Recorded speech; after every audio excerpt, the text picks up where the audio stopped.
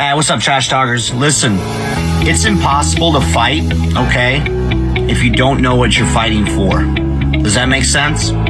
Like, if you're in the dumps and you're struggling with mental health, things of that nature, it's going to continue tearing you down, all right? Because you're consistently trying to fight something, which is that demon, which is usually something from the past, right? Maybe that why needs to be fighting for your future. Let that be your why. Get the hell up and start fighting for your future. Stop fighting things that happened in the past. Easier said than done, right? Go seek help. It's okay not to be okay. A lot of people need to hear this. You are more of a warrior and a fighter if you stand up and say, hey, this has to stop. I need to go seek help. The stigma, everything has changed. It's okay not to be okay. Here is a firm believer in all men are created equal, but not all men live equal. That is why there's a certain select number of people in the DoD who decided to jump out of airplanes. And yes, we are better than you. 100%. Now, don't be the first triggered pansy to say, well, airborne's not relevant. You haven't jumped since World War II. Well, that's not accurate, for one.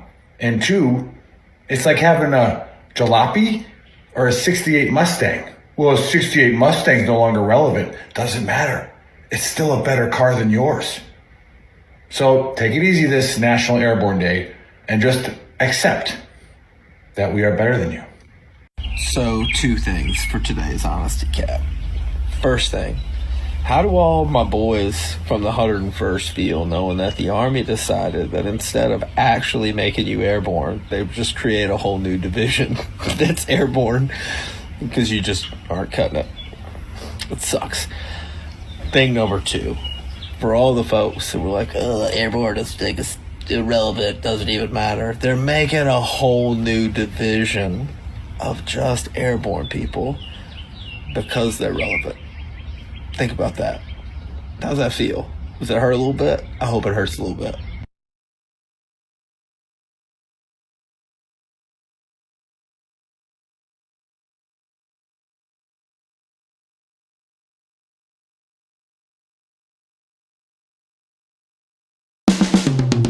This is the Veteran Trash Talk Hour, hosted by Nick, Dave, and Buddy. Real warriors making fun of other real warriors. Try to not get triggered.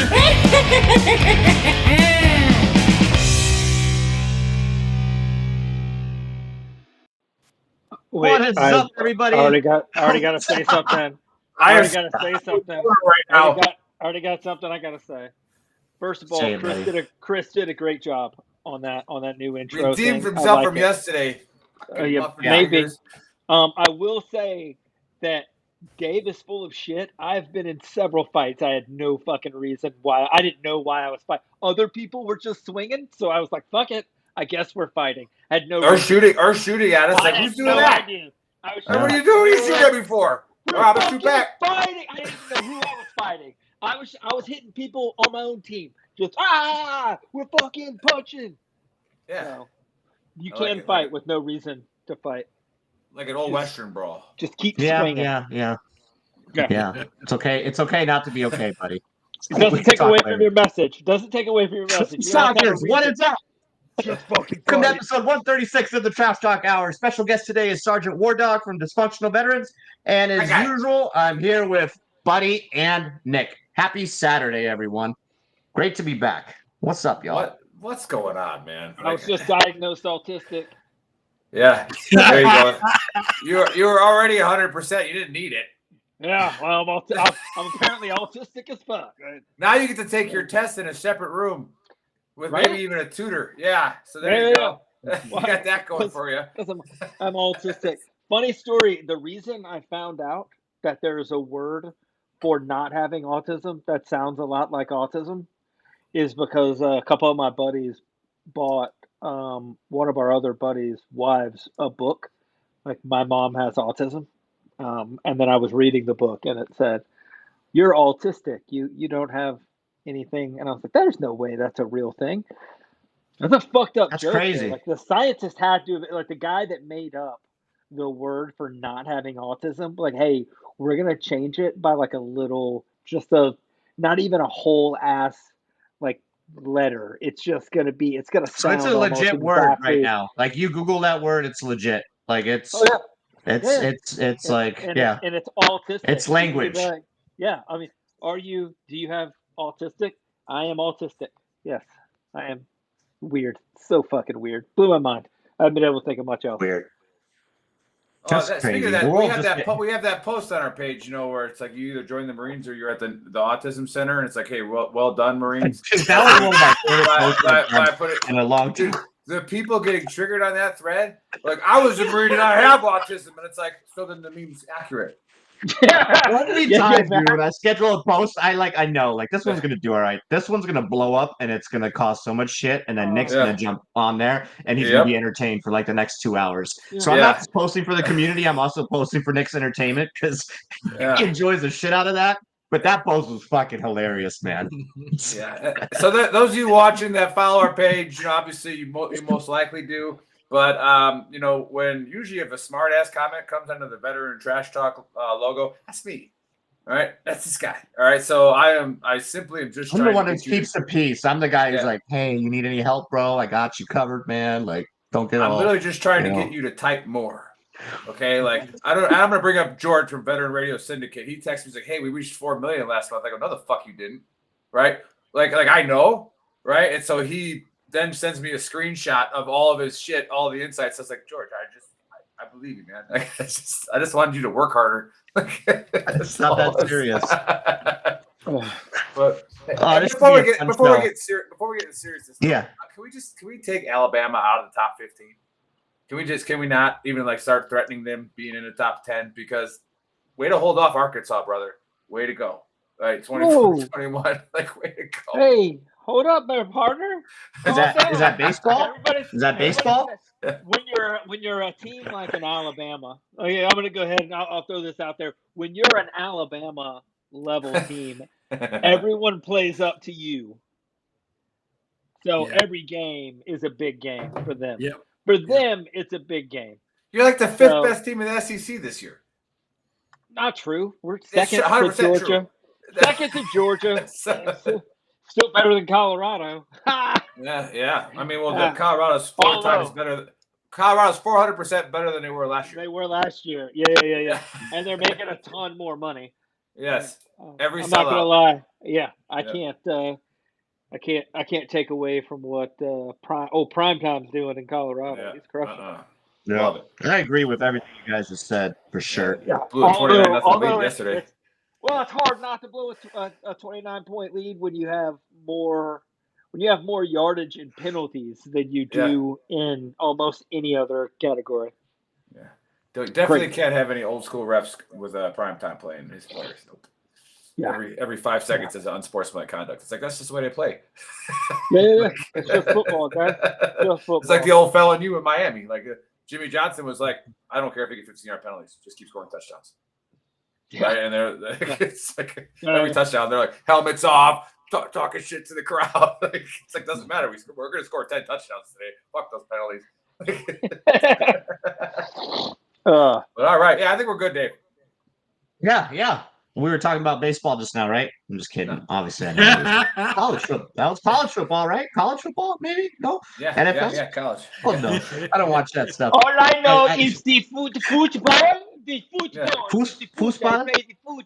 Football? Oh, no. Lionel Messi finally won a title. Buddy, you're probably more European than me right now, so I don't even want to hear it. What are you talking about? Yeah, not until he gets married. I'm American. Technically, most of us are all European, but I was asked accidentally if I would change my citizenship to like French, and I was like, "You're fucking high." It would give you a reason. You'll definitely never fly again. Then you're already on the watch list. I'm already on I'm on a watch list. Secondly, I got like a beard that's kind of unmanageable right now.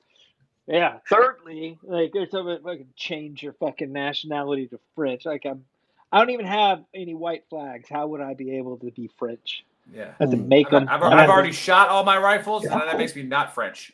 So, yeah, and I try not to drop them and throw my hands up and cry. So no, I think I'm good. Oui, monsieur.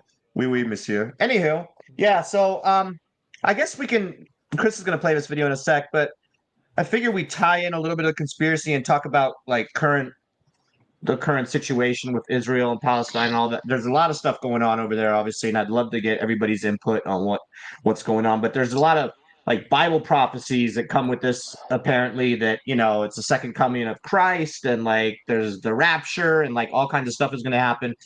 Nostradamus actually talks about this occurring as well. So like, are we in like end of times, end of world type shit? So we're gonna play this video and then we're just gonna have a discussion about it and take it from there. So go ahead, Chris. Did you know the current war involving Israel is connected to end times Bible prophecy? I'm about to share something you may have never heard before, so be sure to watch until the very end. There are numerous prophecies in the Bible that must come to pass just before Jesus' return, and many of them relate directly to the nation of Israel. Daniel chapter 9 foretells that in the last days, the Antichrist will sign a peace treaty or a covenant with the nation of Israel. This peace treaty will set in motion the beginning of a period known as the Great Tribulation, which occurs right before the second coming of Christ. According to prophecy, just 3 years after brokering the peace deal, the Antichrist's true evil nature will be revealed as he moves to destroy the earth. It's Elon. But here's the craziest part. For nearly 2,000 years, this prophecy could not have come to pass because Israel did not exist as a nation to sign such a treaty. So in May 1948, when Israel became re-established as an independent nation, it enabled this and all other end times biblical predictions to potentially be fulfilled. All right.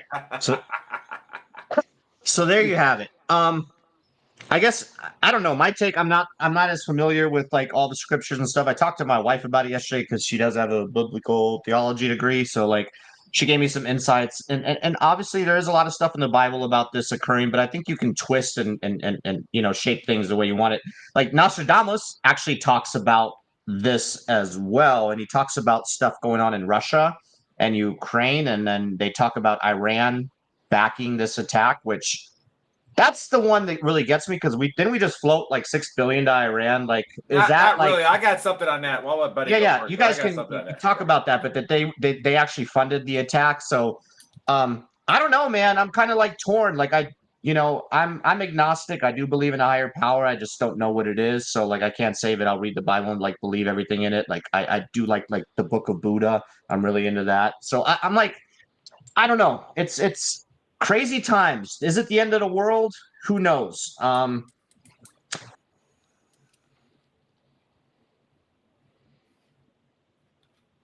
Started invading. Everybody started invading Iran, Israel right now. Like all the European countries that are standing by Israel. Like I think it could turn into a shit show, which then could be the end times. But like, is Jesus coming back now? And like everybody's gonna start floating into the sky and the rapture and all that. I'm not buying into that completely. But Sgt Wardog, what's your take on the conspiracy? What's your take on all of this? Do you think the end of days? Are our days numbered? Are we going to hear trumpets blaring? And again, nothing like against people who are super religious, just not like completely my take. But go ahead, brother. No, bro, I see it the way you see it. I don't look at it so much as, the last days are coming right now, but I do see it as some assholes, be it Hamas, started some shit. And guys like all of us need to go to work, baby. Yeah.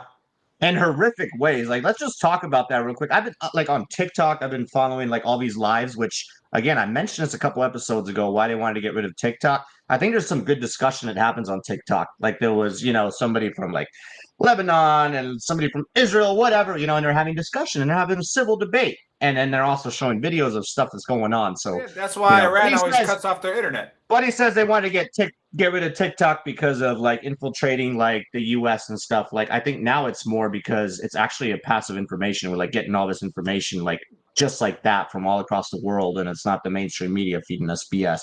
But real quick, back to my point, the way the way they attacked Israel was messed up. Like, I mean, they parachuted in there, started gunning down people at like they were at a concert, right? Oh, the concert going on. They peace started concert. just like that was just part of the. Yeah. That was part of it. That was just. And that wasn't even the worst that part. Was that was the initial like. No, that was like, just what was. It was the so that concert was 3 miles, like straight. And buddy, line we can go distance. right into you, brother. Yeah, go ahead. Yeah, I'm just saying. I'm just to clarify. That was just one prong of their attack, and it was the one that was closest and had the most people at it in one combined area. And then they flew in, but they got to where their cars were parked. That's where they landed. So when they started mortaring and bombing, and those people ran to their cars, they basically had them in like an L-shaped ambush. So they fucked a bunch of people up. Which there. is like, I get it. Yeah. They've both been at war. The whole Gaza Strip, like all those situations, they've been bombing the shit out of each other. No, Nope. And you can get into that. And that's why we're gonna have this discussion, because I think this is a hot topic. But I think an attack on civilians like that occurred is just freaking like those are monsters for doing what they did. And then we have the whole beheadings that have occurred, like that older lady that was like lit on fire in her wheelchair and stuff. Like, Jesus, man, like war is war, right? Like we've all been there and done that. But when like innocent civilians are just war. That's not war. That's monstrous. That's like some ISIS stuff again. Like that's just straight up like. War has a code of honor at some point. Yeah, like agree. It has there's a mutual respect between combatants generally. Yeah, like I respected like even the ISIS guys that we were fighting at one point. At least they were standing up and fighting and for what they believed in. We're going to fight for what we believe in. You got to respect that 100%. Well, there's certain tribes in Afghanistan that were very proud. We just believe more accurately. Yeah. Hey, when these cocksuckers get cutthroat and they violate the Geneva Conventions, then that means it's time for motherfuckers like us to get on their level, like we always do, and get cutthroat, which they think we can, they think we won't, they think whatever the hell they think, bro. But I think they've got more things to worry about at this point because they have pissed off Israel. And if you don't think that if Mossad isn't able to be just as fucking bad, exactly. I hate it, partner. I respect Mossad. Israel's still the only country that says they will nuke you first. There are Israelis alive in Israel today that still have tattoos on their arm. They're not doing that again. They're not playing that game. They're not doing the whole. We'll just stand by. Why? And people have this discussion like free Palestine and all this other bullshit. They were literally people that were part of like the Holocaust, like you said, with tattoos. That are still there. Jesus Christ! Yes. And the people that are the younger people that are there are not far enough removed from the Holocaust that they don't like their grandparents. Like my grandpa fought in World War II, which means their grandparents were in concentration camps or kids in concentration camps and watched their parents get slaughtered. Yeah, some of them, their grandparents were kids. Their parents were in concentration camps. They're not playing that game ever again. And I saw real quick, and you can't ask them to. Like because the same people that would have a problem with what Israel's doing are the same people that like read books, that came out and talking about the Jews in Germany and in Austria back in like 1936, and they're like, why didn't they just fight back? Why didn't they just do this? Why didn't they leave and go someplace where they'd be safe? That is where they're supposed to be safe. Like that is their place. Yeah. And the people that are like, well, yeah, but it was Palestinian land before it was. No, it wasn't. It absolutely was not Palestinian land. Jerusalem is an Israeli Jewish place. It was built by the Jews like 3,000 years ago. They were kicked out by the Romans who named that area Syria, Palestine. That's where they got the name from. That's a Roman name after they kicked out the Jews. When the British took back over after World War I and they gave that land back to Israel because it was their land, they set off a piece. And little known fact, 5 different times in the last less than 100 years, the Israelis have made offers for the Palestinians to have their own state, as long as they would be peaceful. 5 different times, the Palestinians told them to get bent. There was no negotiation. The first time they did it was back when they got the land. You know how much land Israel was going to take out of that entire strip and how much they were going to give the Palestinians? The Israelis were going to take 20%, and the Palestinians were going to get 80%. And they said, no, not enough. We want all of it. You don't have a place to be. Like, if Israel has offered to give Palestinians a state for the last 100 years, and they have always, if Israel compromises, we have peace. Palestine will never compromise. They will never allow them to have a moment's peace. And we don't understand that because as Americans, we don't really see. They see the Israelis, even in Jordan. I remember being in Jordan talking to Jordanians about they were doing something with Israelis, like a joint mission. But we were talking to the Jordanians about the Israelis, and they were like, "Oh, they're devils. They're born devils." Like, Americans don't understand. Like, we think there's racism. We look for racism. That's a very good. I know where you're going at with this. Literally deal with it on a daily basis on both sides. But they literally think that the people that are born, that are Israeli or Palestinian or Arab, are horrible people. That they're born that way. There's nothing they can do about it. That they're just evil. There's no amount of give that's going to make that go away. Yeah, and real quick, buddy, like the attack, I saw some comparisons, like for people to understand, like the sheer size of Israel compared to like the U.S. They're saying the attack was like just as bad as like our 9/11 or our like Pearl Harbor, worse because the sheer amount of people that died and the way the attack was like strategized and planned out, like it's crazy. But buddy, you were talking anyway, like just I guess you can go into. Do you think this is like the end times, just to go back to the conspiracy, like Bible prophecies, like the trumpets are going to start freaking sounding here pretty soon, and we're like, no, I don't. I Okay. don't. And here's why I don't. Because if you look historically, every 100 years or so, we get into the earth, like we just get into a big war. We can't handle each other for more than 100 years before we're Which is horrible, man. We need to kill everybody. So horrible. That's why aliens haven't come here yet. I'm just saying. That's why they don't show themselves. These fucking savages. Yeah, throughout history, we've done wars, and if you look, I mean, you can. That's the thing about Bible prophecies, Nostradamus's prophecies. They're very vague.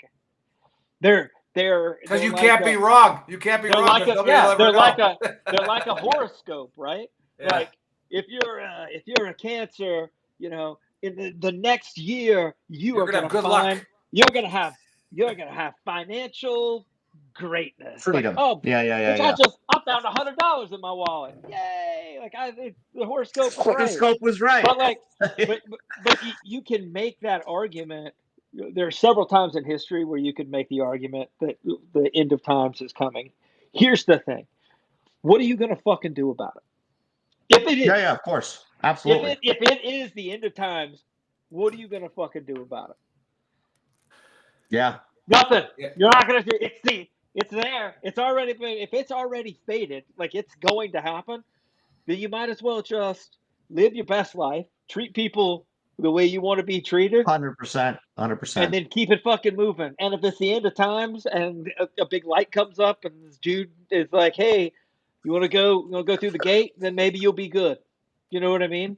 But at the end of the day, like there's nothing you can do to change it. Yeah. All you can do is stand up for what you believe in and then keep it moving. So is it the end of the world as we know it? I kind of hope so. To be honest, I think that most veterans are in the same. We're like, fucking finally, it's going to be who's got the most guns that rules again. Like, we're going to stop listening to people that don't know whether they're supposed to wear pants. And that goes to what Wardog was saying, too. It's like, fucking Yeah. All veterans are like fucking like I was like, where can I get some nods? I need to get some nods. And I heard they're in a trunk at Fort Bragg somewhere. Yeah. There's millions of veterans just in the U.S. I saw a number, and it's just like guys that are just like ready to, like, not the crazy cycle ones that have been ready for the last 10 years and probably were like a supply sergeant, but there's like millions out there, fighters, man, that are just ready to rock and roll. Like, let's Wardog, go fuck around and find out type shit. Have you guys heard where they're like, Palestinians, they've got like a bunch of sleeper cells in the U.S. Like, don't go to big cities for the next 14 months. And I'm like, bitch, is Clarksville a big enough city? I wish a motherfucker would. Like, Megan showed me a video yesterday on TikTok of this Iranian dude calling out what's it called? The term where like kill all the fucking jihad. Yeah, calling out the jihad on like America, and then it's they're talking about all the border crossings. They've been doing it for 50 years. But then of course there's a follow-up video with the border crossings and stuff. But anyway, Nick, what's your take on this? I'll get into the video. We gotta get circle back, as Saki would say. We'll circle back. All right, we're gonna go back to dumpster fire. Yeah, we're gonna circle back to the video. Here's something. The end of times could not have started until 1948 because Israel began a country. Yeah, motherfucker, that's what St. Peter was thinking about when he wrote Revelation. He's like, this cannot happen until the UN makes Israel a country. All right, is it like, where was that prediction there? It's like, it's not going to end until until Israel's a nation. They've been a nation before, okay? Like they were once the most dominant nation on the planet, right? Like they were one of the most feared armies in the planet. And I talk about that when biblical historians actually get away from like trying to sell people actually just through history. The reason why the Hebrews were slaves in Egypt, one of the main things was they were a conscript army, right? And Egypt had hired them to protect their northern border. And they were just sitting up there, and they were like, dude, these dudes are badass. Like, we need to do something with them, or like whatever. So they just enslaved them, right? Like, it's like, so those guys, they knew how to fight, right? They have been fighting for, since the beginning of times. But no, I don't think I'm with Buddy on that. I don't think it's the end of times. It's just another scare tactic, like all those things. And I was going to talk about that. Hamas and Hezbollah have been in Juarez, right next door to me, for some time now. Like, we have the intel that knows that, says that. All right. What do you mean, like sleeper cells? No, they're there. They're awake. Right, and we capture them. Right, and that's what was beautiful about the only great thing about COVID was we had federal. Good knowing you, Nick. We love you, bro. We cleaned that shit up. Well, they're not gonna come. I know. They might cross here, but they're not gonna do it here because the cartels will chop all their fucking heads off. So it's like that's not gonna happen. Well, the funny thing is, the people that have the most to worry about, Hezbollah and Hamas, are the people that are in the big cities talking about fucking free Palestine, and they should be able to cut babies' heads off if they want to. Like, that's the thing that blows my mind also, is that like the people that you see that spew this stupid fucking rhetoric about fucking free Palestine and all that other bullshit are generally the people that if they jumped on a plane and flew to Gaza, have a good trip, I guess, because they're gonna find a building to throw you off of, or that's another conspiracy, Dave. That island they say that nobody's ever been on, and they have that oldest tribe there, and it's like some missionaries, but they're like, oh, we'll be nice to them. Yeah, you're dead, right? Like, it's like the cannibals and stuff like that. Like, oh, maybe the power of Christ will compel these savages. Yeah. Oh, sorry. I can do that one. I can do that. I saw a whole episode on Joe Rogan. Yeah. So, I don't think it's the end of times. Again, this is what. Do you think World War III? No, here's what. No. And there's a two-part thing here. Let me finish it. There's a two-part thing here. Like Buddy was saying, like every 100 years we get sick of each other.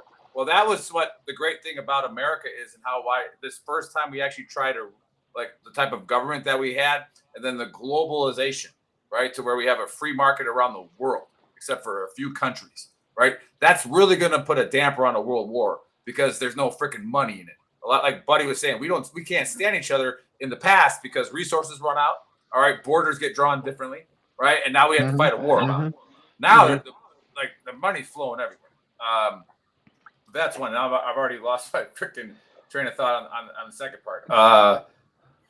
Whatever. It's kind of going to go into my book of Earl as well. I would argue the only thing that I would argue about that is I remember the money is flowing, but at some point the global elites have basically said there are too many folks. Right. They need less votes. What folks do they want to get rid of? Well, we kill third world countries.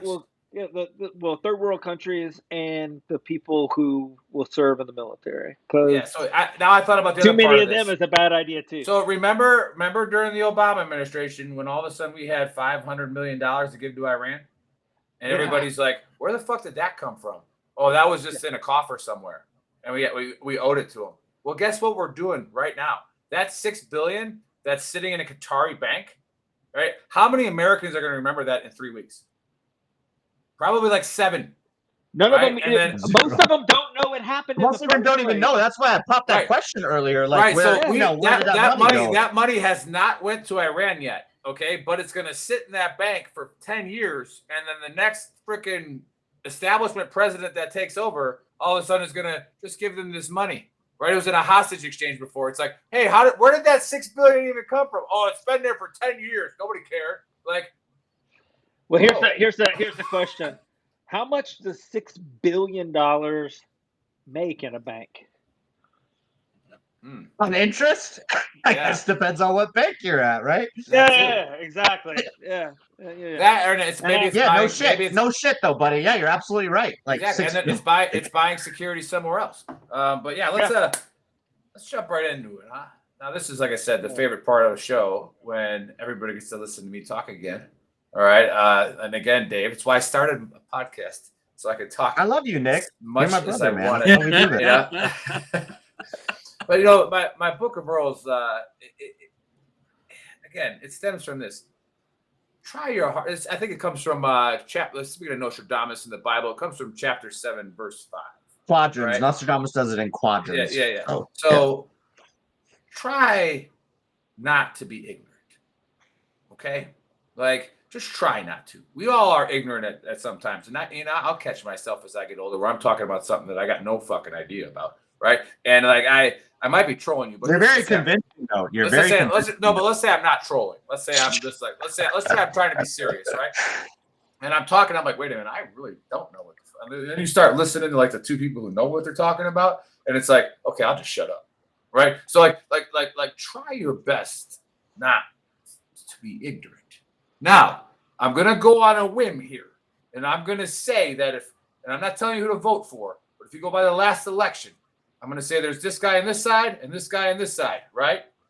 I'm going to say that nobody who voted for this guy says free Palestine or support Palestine. And I'm sure there's a few people who voted on this side that are definitely saying, oh, free Palestine. Oh, it just needs diplomacy. Oh, we just need to talk about it. Oh, we just need to do treaties. Okay? Yeah. You're being ignorant. All right. And Buddy laid some truth on you. Wardog laid some truth on you. Now, just try. And this is what I was talking about pre-show, Dave, is they need to show what Hamas is doing. Yeah. All right. They need to show it. I'm like, right now we're teaching kids that it's okay to be transgender in certain states. Right? Like, the fuck are you doing? It's not okay to be transgender. All right. It's not okay as a child to not know what sex you are. It's not okay. All right. It's also... Let me help you out. Once you're old and you want to do that shit, go fucking do whatever the fuck you want, whatever. Right? Yeah. Yep. But it's not okay to mutilate a child.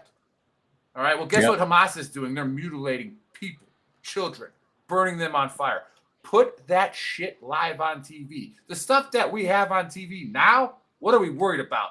All right. This is not 1950, right? Where when a woman cussed, she'd get arrested for being like lewd in public, right? Like put it on TV. Show them setting that grandma. Show them setting that grandma on fire in the wheelchair. # wake up call. Yeah. Show it. And then you know what? We called out certain organizations a few years ago that said that they were terrorist organizations. Right? Those organizations are right now supporting Hamas. Right? Yeah. They live in America. They're putting it on their Facebook pages. Okay. Oh, yeah. I'll let you do the research on that. Yeah. Okay. But try your hardest not to be ignorant. If you're going to say free Palestine, and if you're saying it because you're, you eat the shrooms and you want everybody to be loved, right? That's fine. I support you on that. Okay. But understand what we're talking about. And again, yes, there's probably a lot of people that live in Gaza that are peaceful, like law-abiding Muslims that, percent, right? 100%. But again, we've talked about this 1,000 times, that if you can't read and you don't have access to internet, which is why Iran always cuts the internet off, you don't know what's going on. All right, you have no clue. And literally, like Buddy said, we pissed off Israel. Netanyahu ain't fucking around when he's like, I will make that place a freaking parking lot. Okay? And he says, and he's going to. I will give you a week to get out. And what does Hamas do right away? What does Hezbollah do right away? Stay where you are and defend yourselves. No, they want you to die. They want civilians there to use you as cover. All right? Because they're cowards. All right? The Germans literally are sending their drones over there to support fucking Israel. Yeah. They're drones. About to fuck some shit up. Yeah. Cowards. Okay, so anybody, you can email me, bigearl@veterantrashtalk.com. Tell me how wrong I am. If you support Hamas or a free Palestine, you're an ignorant son of a bitch. Okay? You know what they will do, though? They will do the same thing that they did in Iraq whenever we went to one of their towns and said, hey, we're coming in. When you go to the where people are leaving, it's military age males dressed as women. Like, I thought you guys didn't like trannies. Guess it's fine. I guess it's fine if you're just trying to escape the hell that you've brought down on yourself. Like, and real quick, buddy, again, like back to the transgender. Like, we don't care. Like, if one of you got, but I saw this post today, and it was like a rainbow post. And again, I personally don't give a fuck. You're gay, lesbian, like whatever. Do your own thing. No one cares. It says queers. Listen, that's the problem. It said queers for Palestine. It said queers for Palestine. Fuck I'm like, yeah. take that energy to Palestine. Go over there and tell them that that's what you are. You're a queer and you support Palestine. They're gonna fucking take your goddamn head off. And it's just like education. Like 15 years in Iraq, they started to have some gay populations there, and then ISIS took over, and that ended the gay population. Fucking throwing people off goddamn roofs. Like, whoa, Dave, hold on. Why would they specifically throw gay people off of roofs and balconies and high places? Abominations. No, because their book says that there are 5 different ways to kill a gay person, and one of them is to throw them off of something high. So everybody can see. Fuck, right? man. But, and so anyway, for everybody that's watching, stop with your virtue signaling. I love everybody. Okay, we don't love Hamas. You don't love Hamas, so you don't love everybody. All right, like no, Hamas can go fuck themselves. All right, like Buddy is transitioning soon, and we're fine with it. Right, he is. What? Yeah. So. Yeah, to a European tranny, but So like, no, dude, like we love everybody. Like, it doesn't matter, but God, man, yeah. Anyway, go ahead, Nick. So it was just that post. Like, this is at a college. This is at a college in America. Here's because they know anything. Well, colleges are fucking stupid, right? Anyways, like I said, the only reason you go to a college is so that you can read the books and then read more books and then maybe not be as dumb as the fucking idiots there. That's what Elon Musk says. Yep. Exactly. And then Elon is the Antichrist. I'm convinced. So I will go back to that. It might be true if he is. But anyways, let's. No. Yeah. Let's just the guest. But hey, yeah, we will. We are. We're going to. The last part of it is when I want to talk about our show and our now that our page is getting a little bit more in the algorithm now that the election's almost over, time is almost over. Is we're here to support each other. And somebody commented on a thread today that said, "What if your buddies are all dead?" And I go, "Well, that sucks for you that your personal friends are dead." I was like, "But in 2023, the reason we started Veteran Trash Talk and VTT Official is that you're never really alone. All right, all you got to do is post something, and somebody's going to be there to talk to you. All right, there's a buddy waiting for you. But this is another time. I'll get on the phone with you too. Yeah. There's another time." There's another time like we had Scott Mann and Ben Owen on the show, and they talked about how the botched withdrawal in Afghanistan, the untimely withdrawal, all that stuff really hurt some veterans, and understandable, right? Didn't bother me as much, but I got kind of triggered. You know, it reminded me of when we left Iraq early, because I spent more time in Iraq than I did in Afghanistan. And when we left Iraq early, just knowing that it was going to fall quickly, it was like, that sucks. All right, that really, really sucks. And another part of my PTSD, I'm just sharing a personal story, is when I see kids get killed, and you guys know about my PTSD when kids get killed. When I see kids getting killed, it literally sucks the life out of them. Right? Yeah. It's just like, it's like, you know, and it's like, and again, so all you ignorant people out there, like, we've seen it. And I posted on my personal page about this. We've seen those atrocities. We've seen those things happen, right? We've seen those animals, right? And none of us on this panel, I'm guarantee it, I'll put $1 bazillion on it, give 2 fucks about exterminating them, all right? None. So just, I had to let that out as part of that, you know, about people being ignorant. And when you're like, oh, maybe we should just talk about it, it's like, you don't know who these people are, all right? You don't know, and that's being generous, calling them people. I'm like, you don't know who they fucking are. Animals, bro. Yeah, but that's my book of Earl. What you guys got anything on that before I introduce the Wardog? Yeah, one thing.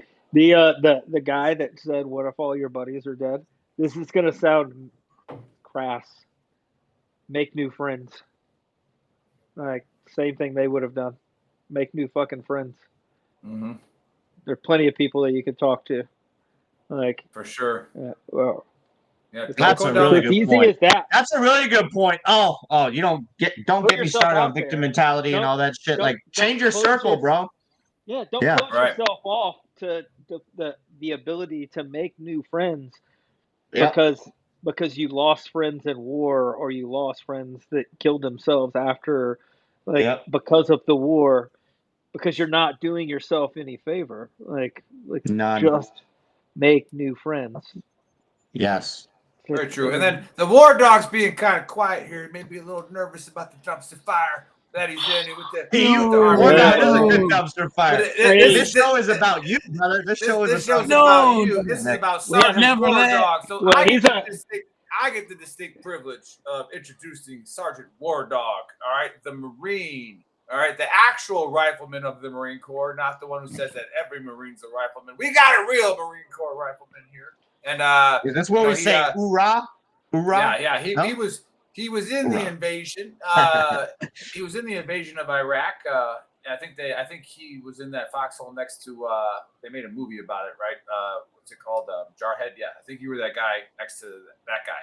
I think I saw you there. But no, and then he did a few more tours, and he, you know, if you watch his shows and you watch his GoPros and everything he's done, like Buddy just talked about how he went down a dark path and then found a way to, you know, change his circle a little bit, all right, change his routine a little bit, do something about it, and then go on and help other veterans. So, hey, Sergeant War Dog, welcome to the Dumpster Fire. Welcome to the Trash Talk Hour. The floor is yours. Tell us who you are, what you got going on. All right. Hey, first and foremost, I want to tell you, just as I saw in the video at the beginning, I do salute all of you.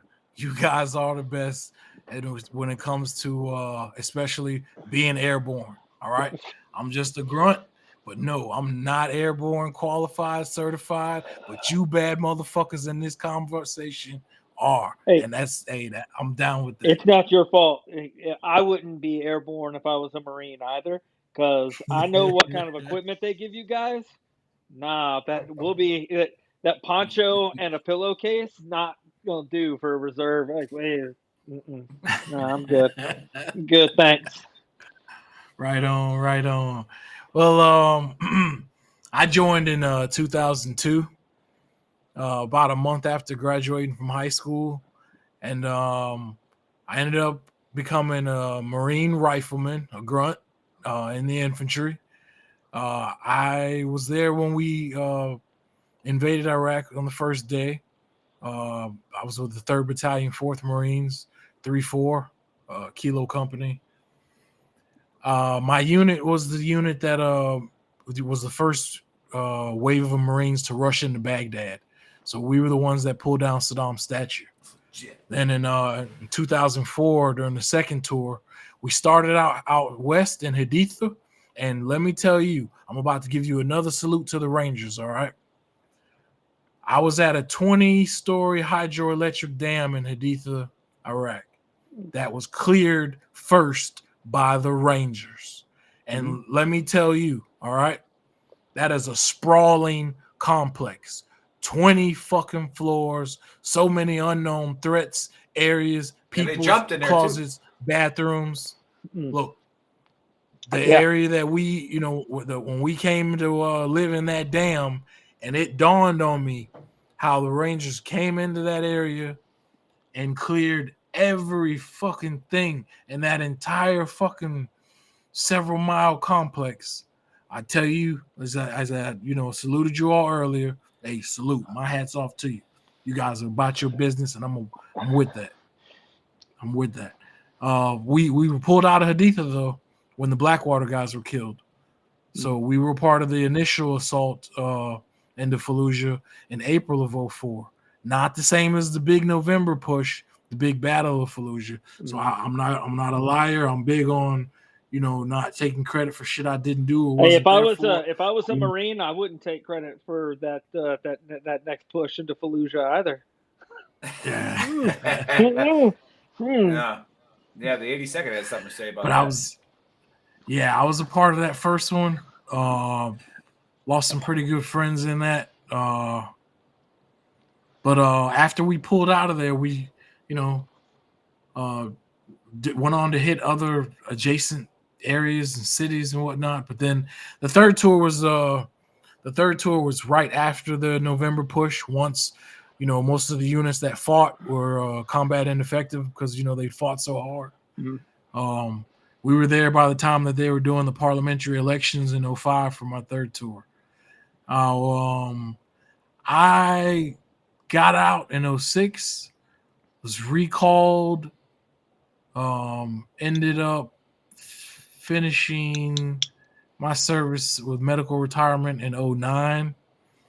From 2009 to 2018, I fucking sat stagnant. I mean, I'm sorry. When I say stagnant, I don't mean like nothing was progressing or nothing was going on. I did go to college, did get my bachelor's and whatnot. But somewhere during that last year, everything that I had forgotten about came back like a motherfucker on me. And like you've heard many other veterans, I wasn't so cool with turning towards the help part. I was more cool turning towards the bottle and watching war movies. And, it took me 5 involuntary hospitalizations because I was so suicidal. I was either suicidal or I was homicidal as fuck. I can't even lie to you. I wanted to go on ops again. And then for the first time after years, I was finally feeling all these weird mourning feelings about guys I lost. The feelings that you never feel during that time, but afterwards. So I sat stagnant though, man, as far as, I went to college and all, and then got married, had kids, but mentally, and as far as any progression in my life, I wasn't going anywhere, man. Until in 2018, I got a small piece of land here in Florida, just outside of Orlando, and I started to camp again. Now, initially, I was just looking for a place that I could shoot my AR-15 and that I could do tactical shit that they won't allow you to do on the range, right? But I didn't know that the place I was going to go to actually was like an off-grid oasis, man. It's like a grunt's paradise. It's like 13,000 acres where you can, like, you buy your individual camp, but then you share the other area to hunt, to ride ATVs, UTVs, to go wooding, lots of things. It was going there and sleeping in a tent again and having my rifle with me that my whole world like reemerged. I felt like a man again, like a human. I bought a box of MREs from Amazon, had those out there with me.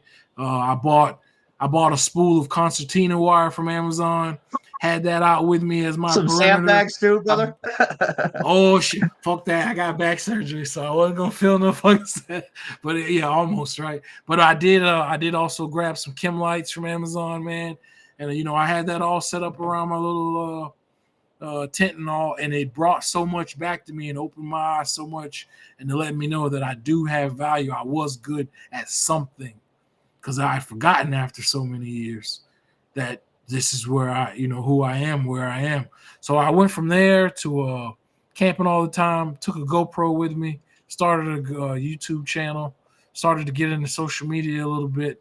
And now I'm at a point where ultimately I would really like to have my own outdoors TV show. I really like to have some kind of hybrid where it's like military, hunting, fishing with vets, with war vets. Everything that I try to do now revolves around entertaining a war veteran. We're not the kids who look at these videos and we want to just increase our mag reload times or anything. We're the guys that have already been in shit and applied the mag load read time. You know what I mean? We've already been there, done that. I try to do things now that'll entertain war veterans online. And then with my land I have down in Florida, I'm now starting to try to build what I call Camp Doghouse. It's going to be a nonprofit. I'm looking to get 10 RVs or more, and I'd like to put 2 homeless war veterans in each, so that I can right off the bat try to use that land, because I live in the suburbs. I only go out to the land, when I need to or whatnot, or I have those urges to hunt wild hogs and shit. But that's pretty much me in a nutshell, man. Is I hit rock bottom. I served. I felt I was as great as I could be as a sergeant, as an NCO in the Marine Infantry. I thought that was like as gung-ho as I could get, and doing 3 tours, and but I did hit rock bottom afterwards, even while going to college. And it wasn't about substance abuse or anything. It was just being flooded with memories and things that I put out of my mind. Yeah. Hey, Wardog. And yeah, bro. Yeah. So, I'm sure we got some people that can probably help with that. Because I like your angle here. It's not because we have a lot of nonprofits on the show that we promote, and a lot of them, and we have good friends that do the Warriors for the Outdoors, a lot of other hunting expeditions, fishing expeditions that these guys do. But you're talking about something different, where we actually make a TV show about it, right? And I think that would be super cool to do that. But so like, don't quit on that idea. And like I said, we got people that could probably help, get you going, with maybe even like the resources and how to get the 501c perfectly done. And like, so like, I wish, bro. Yeah. No, we can coordinate as long as you. We're gonna connect you guys. We can connect you guys. Oh, right. please! Yeah. I'm begging you. No, I'm begging you. Send any help. You don't even have to beg us. We'll just get you connected. That's all right. That's why we started. That's why we started this platform, so we know people that are around everywhere. But what I wanted to get back to is when you said that you were involuntarily hospitalized 4 times. 5 times. 5. What were those times all? Did you like lose your shit in public? Did somebody call the cops on you? Was it a battle buddy looking out for you? Mixture of both? Can you, if you don't mind, because it'll help the people watch. Mixture. If you don't mind, mixture. Can you maybe talk about a couple of stories where a battle buddy, even though they might have been, here's something. I'll just say it. A lot of battle buddies won't be an interventionist because they're afraid that they're gonna piss their buddy off. Where it's like, no, I'm going to get in here and stop you right now. I don't care if you defriend me. I'm sending you to the hospital. Right. So, and there's somebody watching right now, like Nick just said, you might be helping somebody or saving somebody's life right now. Just talking about that. Yeah. If you don't mind, if you don't want to do this, no big deal. But if you don't mind, tell us about those times where you did get hospitalized. Oh yeah, no problem, man. It's been, a growing process. So I'm now at a point where I'm comfortable enough to talk about it, because I'll admit, for years I lived thinking I was the only veteran on the planet that this was going on with. I was the only one on the planet who, for whatever reason, wasn't as hard as I was when I was on the battlefield. But the very first one, let's see. Oh, I'm sorry. Let me answer your question. They're a mixture. All right. 2 times I finally did gather enough personal intel to call the Veterans Crisis Line on my own. And this was like over 10 years ago. So Cheers to that. This was before 988 existed. This is before, a lot of the modern day help and reach out methods that were there. Mm-hmm. Twice I called the Veterans Crisis Line and needed to be hospitalized because of that. Let's see. The other 3, yes, one involved a battle buddy, and I'm not gonna lie to you. Initially, I was upset, but like right after it happened, it all changed, and I was grateful that he did call. That because he once wisdom kicks you in the ass and you see hindsight 2020, I did need it. I did need it. Yeah. He noticed that I was off, that I was out of whack. And then I was in public for 2 of them. Now, one of them, I was downtown Orlando and fucking skyscrapers, bro. The skyscrapers and snipers, and I was losing my shit thinking about all the places that a sniper could be in a fucking major downtown city aiming, and I have no cover and no weapon. Fucking, killed me. Another one, I was in a parking garage. I was on the top level of the parking garage. I had not been, top side of a building like that since the war, so to be there, and then I happen to be at the college campus. So obviously, there are other tall buildings on college campuses. I look across, there are construction workers working on one of the other buildings. Okay, so now we got men at my level, that far apart. We're on rooftops. I'm a rifleman. I don't know. I started like trying to figure out what the hell was going on, to be there, to not have cover, not have a weapon. I don't know. I couldn't explain all of it, but it just put me in a real bad spot. Put me in a very, what happened? That time, bro. No, what I need to tell you about is the Orlando one, bro. Okay, downtown Orlando. I'm not gonna lie to you. I had started getting a little depressed after the war for the first time, so I had a few drinks. When I came out of the bar, I told you earlier, the skyscrapers and windows and potential sniper hides were getting to me, right? Somewhere in there, a police officer saw me. I guess he saw me making, type of combat movements, whatever, that made me look out of place. He tells me to stop. He tells me, to come speak to him. I yell, "Hoorah!" to him. He tells me if I yell that one more time, he's going to have to arrest me. The Army guy. I can understand that. I can get behind it. He tells me I yell that one more time. So it ended up taking 6 of them. All right. And I was only 150 pounds at the time. It ended up taking 6 of them, though. And once they got my wallet out of my ID, got my ID out of my wallet, they noticed that I had, once you finish your active duty time and you go to the individual reserve, whatnot, and then they switch you to that green ID, the green monster. We're all familiar with that, right? Mm-hmm. All right. So IRR. They saw that I had the IRR ID in my wallet, and then they knew that I was acting that way because I'd been in country and whatnot. So they straight off. Instead of ruining my background and throwing me into jail, giving me a felony for any of the things they could have, they saw that I was having a crisis moment and instead got me medical help, sent me to a psychiatric facility, no blemish on my background as far as, criminal, anything criminal to go in there. And it was all on the side of, hey, this is a veteran in need. This is a veteran that's, dealing with his shit, dealing with his demons. And I have to salute the police for that. Yeah.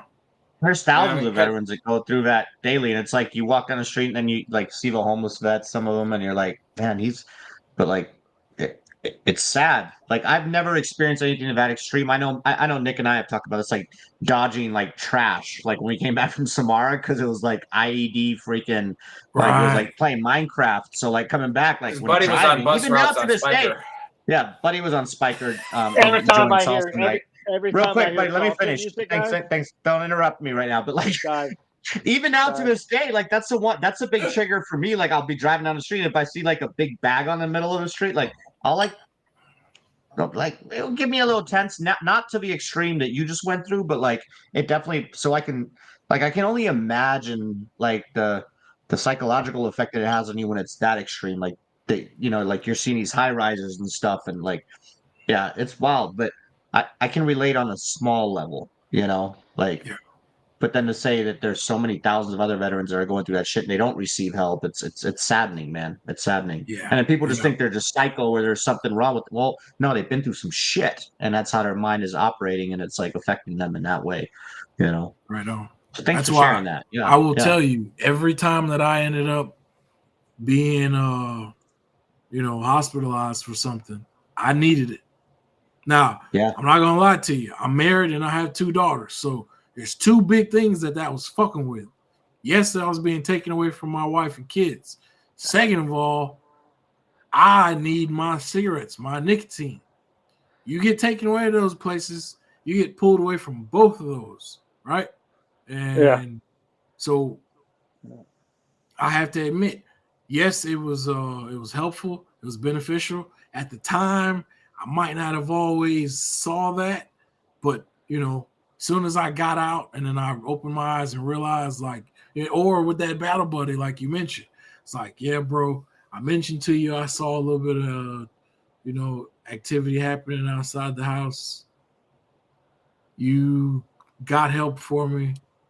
I was pissed because they took me away from my girls and my cigarettes, but you saved my motherfucking life because there's no telling what I was going to do with how bad I felt. So I was going to ask you about that. What did your tribe, minus your battle buddy helping you out, what did your tribe look like at that point? Because that is like literally, that's the baby. That's why we created VTT, to have a tribe, like Nick mentioned earlier, to have like tons of veterans surrounding you, even individuals that you don't know. But if you're going through some shit, you can just reach out and somebody will be there for you. Because like little Jimmy, who just deployed to Iraq, goes back to, I'm just going to say Wisconsin, just, but then he's by himself. He's surrounded by a bunch of his civilian friends from in the past, but they just don't understand him. They don't understand what he's going through. But like, what was your tribe like? Did you still, like when you got out, did you still connect with all your buddies from the past that you served with, or was it just that one battle buddy that reached out to you?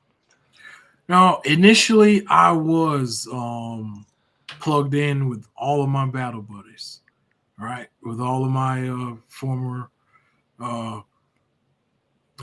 Marine brothers, right? You know how it is. We're all spread across the country, spread across the globe. Yep. That dwindled down to a handful, right?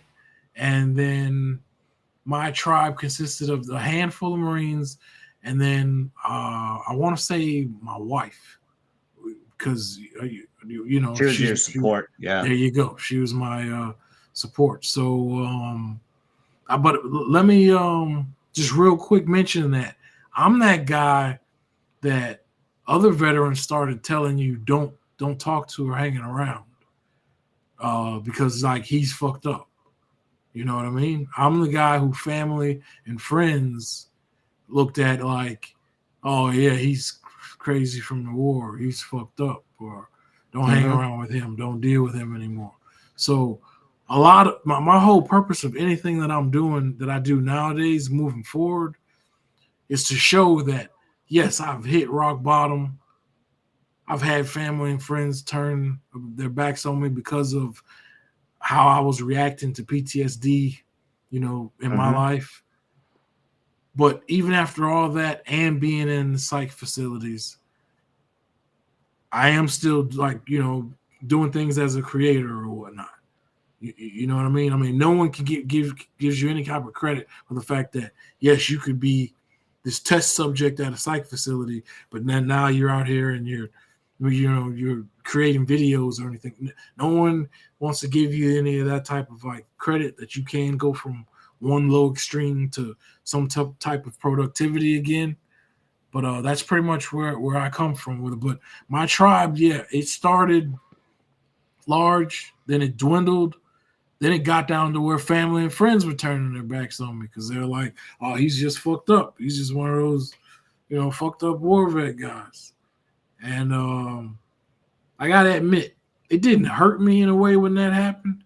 It more so pissed me off because it was like, okay, if you're going to turn your back on me because of how I'm reacting to this, then when I'm healthy and functioning and I get my shit together, remember then you want to be with me, right? Yeah, exactly. So that's where I am with most of the people in my life right now. To be honest with you, is they're looking at me like, "Weren't you the fucked up guy, or weren't you the, one that we heard this, and that?"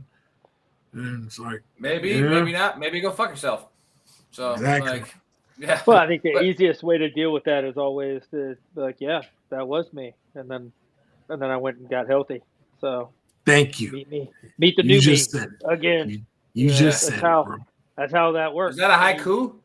You can't. You can't meet the new me again. You meet the new me. I like that. Yeah, you can't. You can't tell somebody that they can get better. If you want to be absent during struggle, don't be here for success. Like, fuck off. Yeah. Well, it's. I don't know. It's.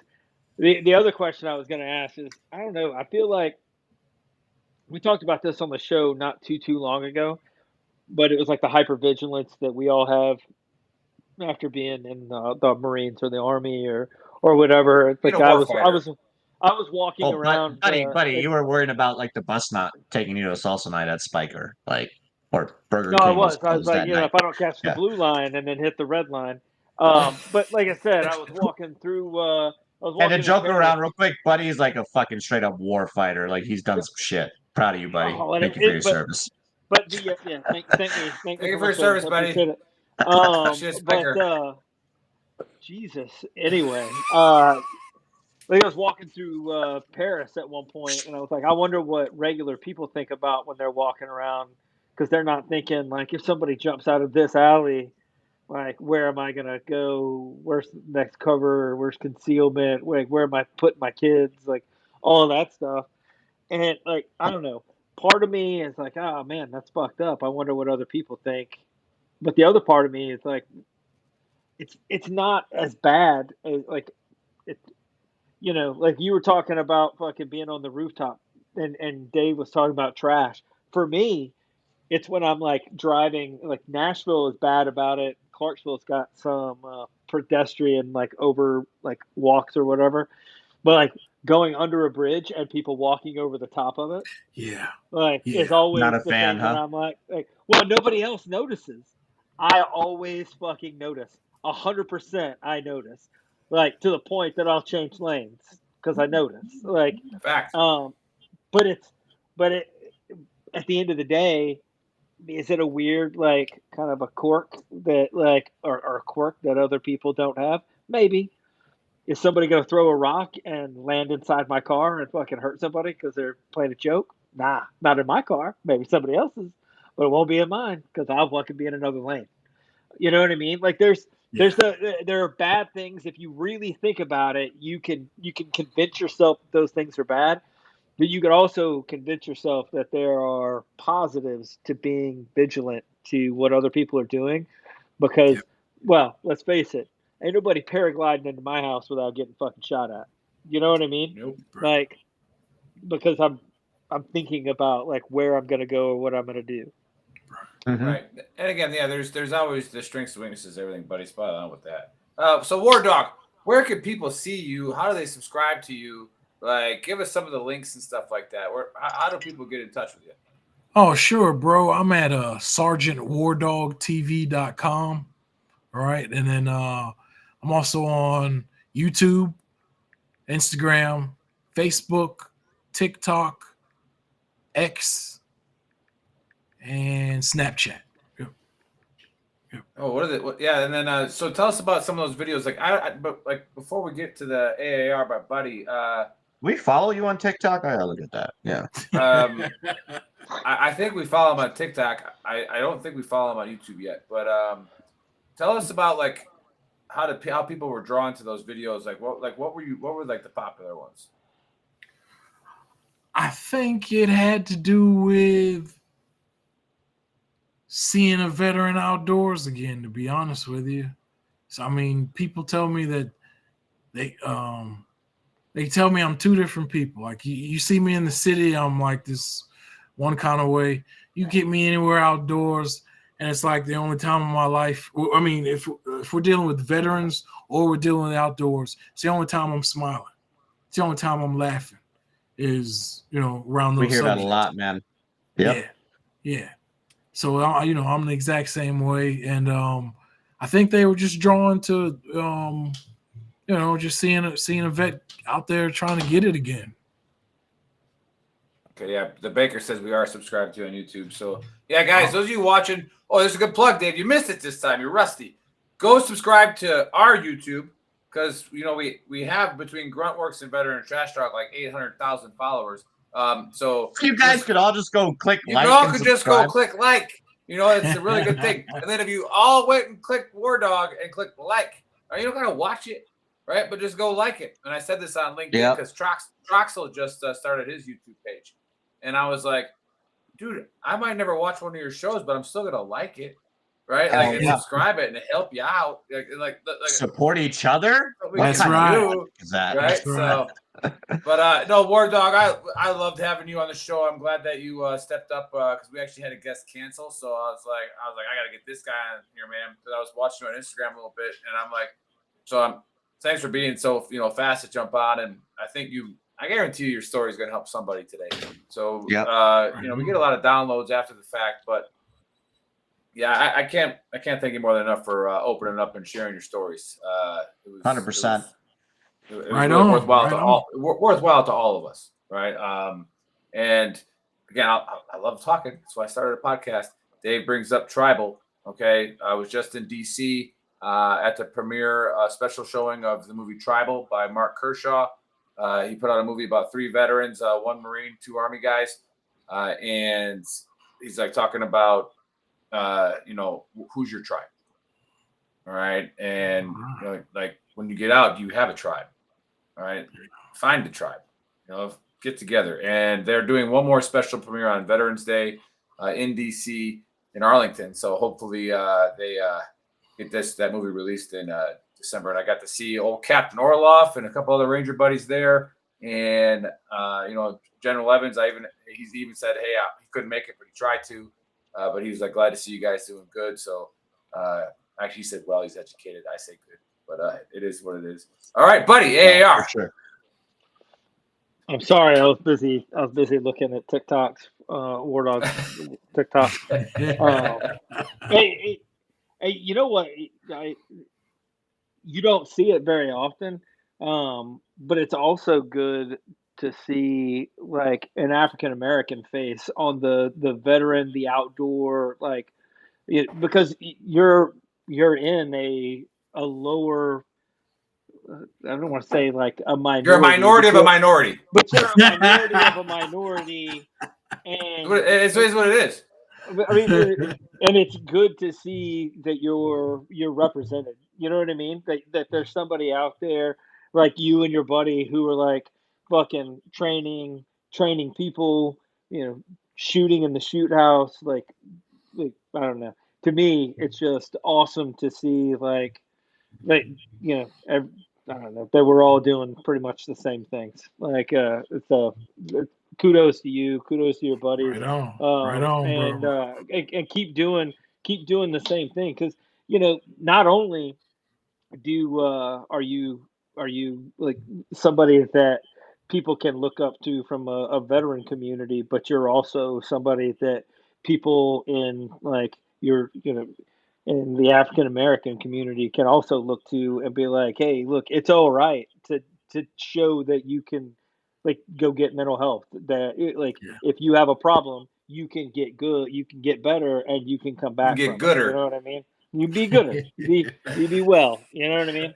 So anyway, but AAR of our show. First of all, it's not the end of the world. I think we've tomorrow Trumpets are going off. It might be the end of the world if you continue to cut the heads off of babies. It's going to be the end of the world for you because at some point some people are going to show up who are just slightly less bad than you are, and they're going to detach your head from your shoulders. It's just that's the way it goes. Good.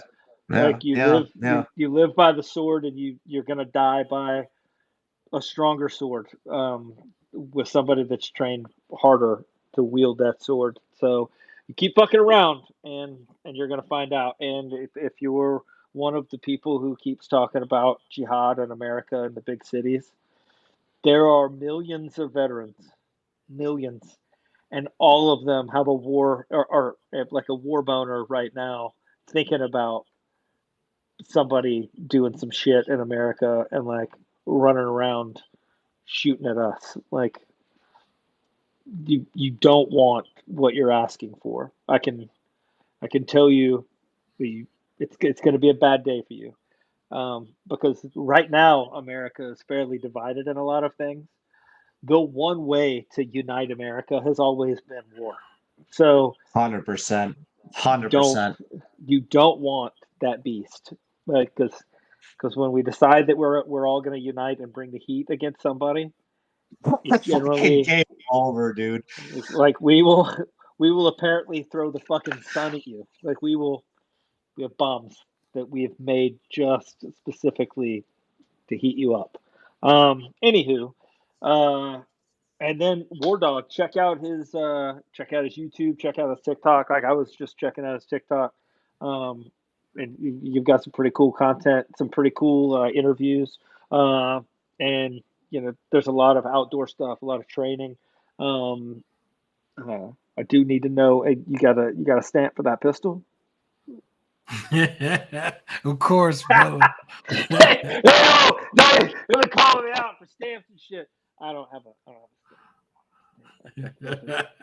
You get an inline filter for a fuel filter. I'm just saying, whatever. Anyway, but yeah, that's the show. That was it. Check it awesome out. Show. Hey, brother, appreciate you coming on. Appreciate you sharing your story, getting a little personal, but like Nick mentioned earlier, and we've said it to so many guests, it definitely we said it differently to you. Yeah, I meant it this time. You helped somebody today, just by listening to this and realizing that they're not alone in this struggle, and a lot of people go through it. So again, really appreciate everything. For anybody who just tuned in, go to veterantrashtalk.com. You can go on Spotify later, Apple Podcasts, YouTube, hit that subscribe button, smash that like button, get us up in the algorithms, because like Nick mentioned as well, we have so many followers on Facebook and everything, but I think we're at like close to 2K subscribers on YouTube, where I think we can do a lot better. Get us out there, get us pushed through the algorithm so we can help a lot more of our brothers and sisters out. Go to shop.veterantrashtalk.com. Check out some of our merch. I'm wearing the Gruntworks shirt today. Some of you that are still confused, but yes, we own Gruntworks as well. Okay, that's our company.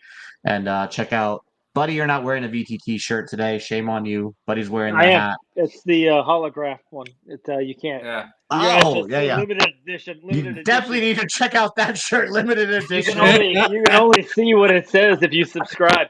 Or it could be whatever. Whatever you want it to be. Like we mentioned, Buddy is in the middle of transitioning, so we'll get back to you on that. But everybody have a kick-ass weekend. Stay safe, and we'll see you guys next Saturday. Peace.